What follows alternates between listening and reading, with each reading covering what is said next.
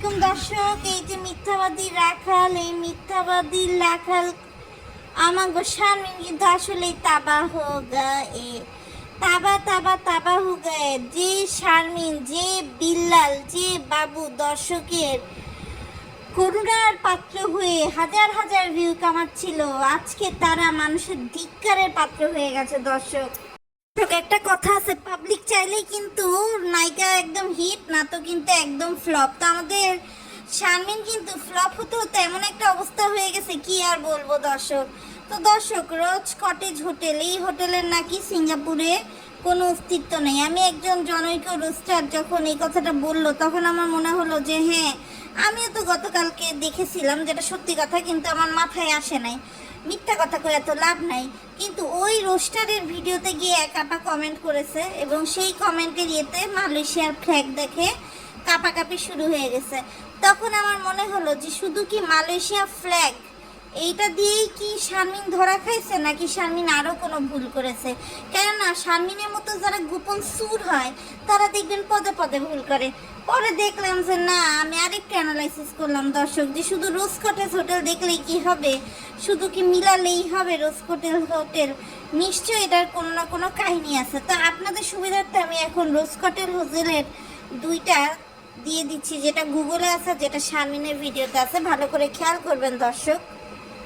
তো দেখতেই পাচ্ছেন দর্শক, পেছনে থাকা মহিলার রোজ কটেজ হোটেল আর ওই যে শারমিনের থাকা রোজ কটেজ হোটেল সম্পূর্ণটাই কিন্তু এক।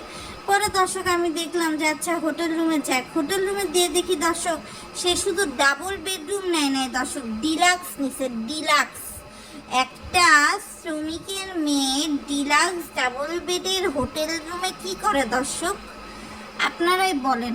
এরপর দেখলাম কফি দেখাইতেছে, পানি দেখাইতেছে। তখনই আমার নজরটা গেল পানির কোম্পানির উপরে। আপনি বাংলাদেশে থেকে তো ফ্রেশ আর মামের পানিই খাবেন।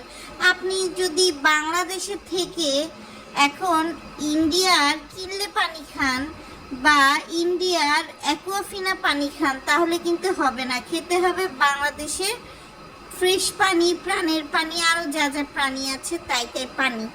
কিন্তু আমাদের শারমিন আইস মাউন্টেন পানি খাচ্ছে। আইস মাউন্টেন ন্যাচারাল মিনারেল ওয়াটার, যেটা এটা হচ্ছে মালয়েশিয়ার একটা পানি কোম্পানি। সেটাও আমি প্রমাণ আপনাদেরকে দিয়ে দিচ্ছি স্ক্রিনে, ভালো করে পুরো দেখেন দর্শক, আপনারাই মিলায় নেন আমি ভুল বলতেছি কিনা। তো দর্শক দেখেন, কত লম্বা ছাগলের বাচ্চা না হলে মানুষ এই ভুলটা করে দর্শক। আরেকটা বিষয় দর্শক দেখেন, সে কিন্তু তার বাবা কিন্তু মালয়েশিয়া থেকেই আসছিল।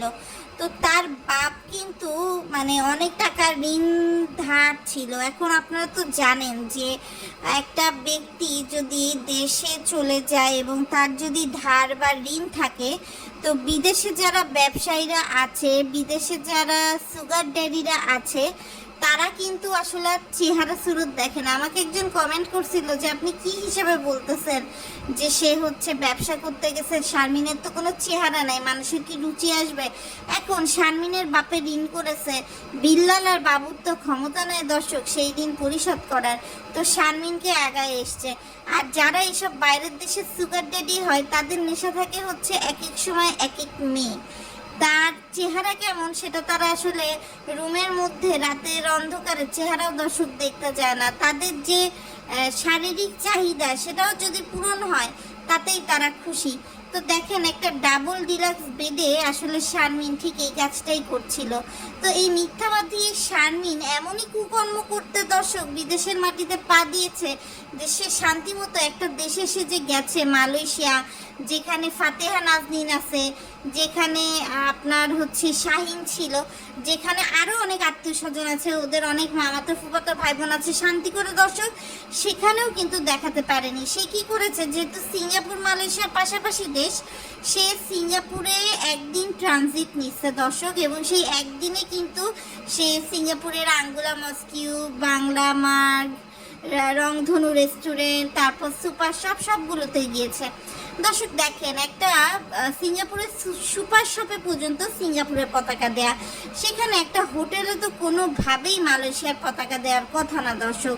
আমি আপনাদের সুবিধার জন্য শারমিন প্রথম যে হোটেলে গিয়ে শপিং করেছিল সুপার শপ থেকে, সেটার একটা ছবি দিয়ে দিচ্ছি, যেখানে একটা সিঙ্গাপুরিয়ান ফ্ল্যাগ ছিল এবং একই সাথে হোটেলের ছবি যেখানে মালয়েশিয়ান ফ্ল্যাগ ছিল, সেটাও শেয়ার করে দিচ্ছি। দর্শক, আসলে শারমিন এত ফাঁসছে যে শারমিনের আসলে আর এই মুখ নিয়ে বেঁচে থাকা উচিত না। হ্যাঁ, লজ্জা থাকলে মানুষের কাছে ক্ষমা প্রার্থনা করা উচিত। পাবলিককে তো বোকা বানায়, কম ব্যবসা করলো না। যদি লজ্জা থাকে গো, এরা এসে একটা ক্লিয়ারেন্স দিই। নিজের বাপের ধারের কেলেঙ্কারি লুকাতে মালয়েশিয়ায় চলে গেছে শারমিন, মানে যোগ্য মেয়ের যোগ্য ইয়ে, যে কারণে তাকে এভাবে ওই বাইরের লোকদের কাছে বেচে দিয়েও কিন্তু আসলে সত্যি কথা বলতে শারমিনের মা শান্তি ছিল না। কিন্তু শারমিন তো আবার এগুলো খুব এনজয় করে, খুব পছন্দ করে। শারমিন তো খুব ফ্রি মাইন্ডের একটা মেয়ে, তো সে যখন এগুলো খুব এনজয় করছে তখন সেই লোকই আবার তাকে অফার করছে যে চলো আমরা তো এরকম ট্রিপ দিই, তাইলে চলো তুমি আমাদের সাথে থাইল্যান্ডে চলো, সেখানে অনেক শান্তিতে থাকবা, মজায় থাকবা। তো শারমিনও আসলে রাজি হয়ে গেছে। দর্শক, এই হলো গিয়ে মূল ঘটনা। আর সত্যি কথা বলতে কি দর্শক, মানে আমি বাবুর পরিবার বা বিল্লালের পরিবার এদেরকে অনেক করুণা করতাম দর্শক, যে গরিব মানুষ আসছে 2 টাকা কামাইতে, তিশাদের মূল্য দেয় না, মিম মূল্য দেয় না, তো যাই হোক করি। কিন্তু এখন দেখেন সম্পূর্ণ উল্টাই গেছে ঘটনা।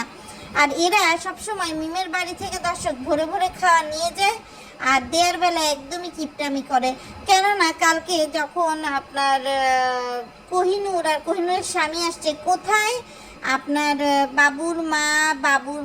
বাবুর বাড়িতে দাওয়াত দিবে, যেহেতু জামাইয়ের বাড়ি প্রথম আসছে শ্বশুর শাশুড়ি, তা না অল্প কয়টা বিরিয়ানি রাইন্দা পাঠাই দিছে যাতে নতুন করে কোনো কথাবার্তাও না হয়। তো যাই হোক দর্শক, এটা নিয়ে আমি একটা বিরাট ভিডিও নিয়ে আসতেছি একটু পরেই, আপনারা চ্যানেলে নজর রাখেন। তবে শারমিনের এই বিষয়টা ক্লিয়ার করার দরকার ছিল দেখে একটু লেট হয়ে গেল, তারপর আসলে এমার্জেন্সি ভিডিওটা দিয়ে দিলাম। তো যদি ভালো লেগে থাকে অবশ্যই লাইক, কমেন্ট, শেয়ার, সাবস্ক্রাইব সব কিছু করে দিবেন, পাশে থাকবেন, যাতে এরকম নতুন নতুন ভিডিও নিয়ে আপনাদের সামনে হাজির হতে পারি, যাতে অনুপ্রেরণা জাগে। তবে শারমিনের মতো একটা মেয়ে নিজের ক্লাস ছিলই না, আর এখন সে পুরো মানে জামা কাপড় পরাও একদম ন্যাংটা, মানে ইউটিউবের দর্শক থেকে শুরু করে রোস্টাররা সবাই তাকে ন্যাংটা করে ছেড়ে দিয়েছে। এরপরও যদি এই বেটির লজ্জা না আসে তাহলে দর্শক আসলে আর কিছু বলার নাই। বিল্লাল আর শারমিনের উত্তরের অপেক্ষায় থাকলাম।